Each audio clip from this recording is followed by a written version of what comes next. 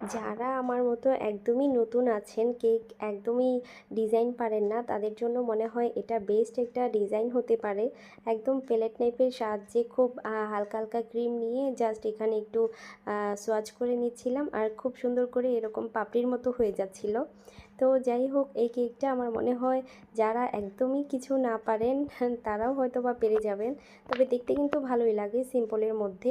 এই কেকটা আমার অর্ডার ছিল 1/2 পাউন্ডের মধ্যে। তো যদিও রেফারেন্স পিকচারের ফ্লাওয়ারগুলো আরও অনেক বেশি হয়েছিল, কিন্তু আসলে ওই তো একটা জিনিস যে 1/2 পাউন্ডের মধ্যে করলে যতটা ফুটবে, আসলে 1 পাউন্ডের মধ্যে করলে হয়তো বা এতটা ফুটবে না।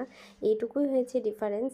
তো যাই হোক, এখানে আমি আরেকটু গর্জিয়াস করার জন্য এখানে যখন আমি ফুলের রেণুগুলো দিয়ে নিচ্ছিলাম, তখন মনে হচ্ছিল যে আস্তে আস্তে আরও বেশি কিউট লাগছিল দেখতে।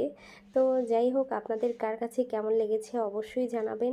ভালো লাগলে ছোট্ট এই পেজটিকে ফলো দিয়ে পাশেই থাকবেন। আল্লাহ হাফেজ।